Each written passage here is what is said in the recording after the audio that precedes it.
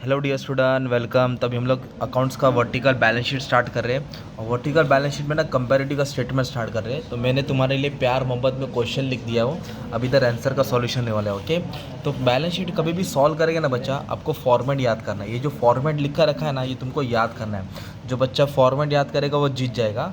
क्यों ना मैं तुमको सम अच्छे से स्टार्ट कर लूँ। ओके, तो बैलेंस शीट में क्या दो चीज़ होता है, सोर्स ऑफ फंड होता है, एप्लीकेशन ऑफ फंड होता है। सोर्स मतलब पैसा लाया, एप्लीकेशन मतलब खर्चा किया। तो कंपनी का पैसा दो तरीके से आता है, मैंने ब्लू पेन में लिखा हूँ, शेयर होल्डर फंड और बोरो फंड। शेयर होल्डर फंड का मतलब होता है पैसा खुद का, बोरो फंड बोला तो उधारी का। तो मैं एक एक पोस्टिंग करके समझाता हूँ। ओके, तो इधर दिया इक्विटी शेयर और प्रेफरेंस शेयर। तो बच्चा इक्विटी शेयर प्रेफरेंस शेयर किस तरह आता है, शेयर होल्डर फंड में शेयर कैपिटल में आता है। तो मैं यहाँ लिखूँगा इक्विटी शेयर। ओके, अच्छी राइटिंग में लिख देता हूँ, आप लोग भी अपने अच्छी राइटिंग में इक्विटी शेयर और 10% प्रेफरेंस शेयर याद कर लो, शेयर कैपिटल में आएगा। फुल फॉर्म डाल देना, 30,000 20,000। तो 2013 और 14 इधर लिखूँगा 30,000, इधर लिखूँगा 50,000 क्योंकि 2 साल का दिया है। इधर दिया 20 और 30, इधर लिखूँगा 20,000 और 30,000। ओके, धीरे धीरे समझाता हूँ। और कंपैरेटिव होता है क्या अभी बता दो, पहले टैली करना जरूरी है। जनरल रिजर्व और प्रॉफिट एंड लॉस, ये जमा किया पैसा रहता है, ये रिजर्व एंड सरप्लस में आएगा। General reserve and profit and loss आप लोग को फुल फॉर्म लिखना है। ये कंपनी का जमा पूंजी होता है, 10,000 15,000। इधर लिखेंगे 10,000 15,000, 5,000 5,000, इधर लिखेंगे 5,000 और 5,000। ओके, फिर देखो डिबेंचर्स दिया है। अब ध्यान से सुनो, जो डिबेंचर्स होता है ना, कर्जा होता है बाहर का कर्जा, तो उसको बोरो फंड बोलते हैं। तो बोरो फंड में क्या आता है, डिबेंचर्स और बैंक लोन। जब भी बोरो फंड सुने तो डिबेंचर्स और बैंक लोन याद करने। इधर लिखेंगे 12% डिबेंचर्स। Okay, 12% debentures. कितना दिया डिबेंचर्स, 30,000 और 24,000 दिया। ओके, अब उसके बाद क्या दिया आपको, करंट लाइबिलिटीज़ दिया है। तो फिर इधर करंट एसेट्स भी दिया है। तो ये एप्लीकेशन ऑफ फंड है, मतलब पैसा कहाँ का लगा है। तो एप्लीकेशन ऑफ फंड, सोर्स मतलब पैसा इंतजाम किया, एप्लीकेशन बोले तो लगा है fix asset, investment and working capital. What is working capital, current assets minus current liability. तो अपना करंट एसेट दिया है 50-40, तो पहले फिक्स एसेट से चालू करेंगे, 60-75। तो व्हाट इज फिक्स एसेट, जो लॉन्ग टर्म एसेट होता है। ओके, जैसे कि जिस पे लैंड है, building, plant, machinery, furniture. Investment दिया 10-20, तो इन्वेस्टमेंट में लिखने का बच्चा 10,000 और 20,000। ओके, पेन बार बार नहीं चल रहा है। करंट एसेट्स, करंट लाइबिलिटी, ये दोनों को माइनस करेंगे तो वर्किंग कैपिटल मिलेगा। कभी भी वर्किंग कैपिटल है ना, what is working capital, current assets minus current liability. 50-40 दिया है, जिधर लिखूँगा 50,000 और 40,000।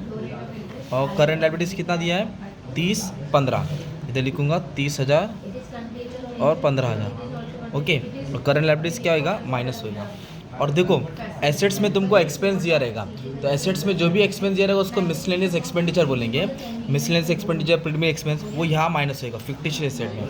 तो ये एफ लिख दिया मैंने। इसका और एक आता है, बाद में तुमको सॉल्यूशन मिलेगा, प्राइमरी एक्सपेंस, ये क्या होता है, माइनस होता है। तो इधर लिखेंगे मिसलेनियस एक्सपेंडिचर, क्या लिखेंगे, तो कितना दिया मिसलेनियस एक्सपेंडिचर, 5,000 और 4,000। इधर लिखेंगे 5,000। ओके, 5,000 और 4,000। और ये माइनस होता है, इसके लिए किस में डाला, ब्रैकेट में डाला। किधर डाला, ब्रैकेट में। अब हम लोग बैलेंस करेंगे टोटल। टोटल से तुमको फॉर्मेट याद होगा, सुनो। शेयर होल्डर फंड में क्या आता है, खुद का पैसा, जमा किया पैसा और माइनस फिक्टिश एसेट। मतलब क्या है, ये सबको सॉल्व करूँगा, मेरे को शेयर होल्डर फंड मिलेगा। ओके, तो 30 और 20 50, 50 और 10 60, 60 65, 65 में से 5 गया, मतलब ये ऐड किया और ये 5 माइनस किया तो 60,000 आया। कितना आया, 60,000। इसको बोलूँगा शेयर होल्डर फंड। और ये जो है ना मेरा 30,000, ये बोरो फंड है। तो ये ऐड करके ये माइनस किया, खुद का पैसा और उधारी का पैसा, इसको ऐड करेंगे तो कैपिटल एम्प्लॉयड मिलेगा। क्या मिलेगा, कैपिटल एम्प्लॉयड, मतलब इतना रुपये लोग ने लगाया, 90,000 लगाया। और इधर भी कितना आंसर आना चाहिए, 90,000 आना चाहिए। कितना आना चाहिए, 90, मतलब आपने राइट किया रे। तो उसके पहले आपको वर्किंग कैपिटल सॉल्व करना पड़ेगा। What is working capital, current assets minus current liability. 50 में से 30 गया तो कितना आया, 20 आया। आई रिपीट, ये दोनों का माइनस किया, वर्किंग कैपिटल। तब इधर भी तीन चीज़ को डालना है। फिक्स एसेट 50,000, इन्वेस्टमेंट 10, तो 50 और 10 को जोड़ो 60, 60 के बाद डायरेक्ट 20 पे आना है ना। 50 नहीं, ये देखो ये थोड़ा प्रिंटिंग मिस्टेक कर दिया, ये कितना है, 60 है, तो मेरे बराबर छपा नहीं। आ जाओ वापस, 60 और 10 70, 70 और 20 90, मतलब ये 90 और ये 90 टैली हो गया, मतलब हम राइट किए। फिर से तो अभी 2014 के लिए सॉल्व करेंगे ना बच्चा। तो कैसे है, 50 30, ऐड होएगा, 15 50 ऐड होएगा, ये चारों ऐड होएगा और फिक्टिशियस एसेट माइनस होएगा। शेयर होल्डर फंड में सब equity share preference share reserve surplus add होएगा और फिक्टिशियस एसेट माइनस होएगा, तो अपने को मिलेगा शेयर होल्डर फंड। तो 50 70 50 30 80 80 और 20 1 लाख, 1 लाख में से 4 गया 96 आया, कितना है 96। ओन फंड 24, बोरो फंड कर्जा, ये 1,20,000 आया। तो इधर भी कितना आना चाहिए 1,20,000 आना चाहिए। तो what is working capital, current asset minus current liability. तो 40 में से 15 गया तो कितना आएगा 25 आएगा। ओके, तो फिक्स एसेट को ऐड करेंगे, इन्वेस्टमेंट को ऐड करेंगे, वर्किंग कैपिटल को ऐड करेंगे। 75 और 20 95 95 125 1,20,000।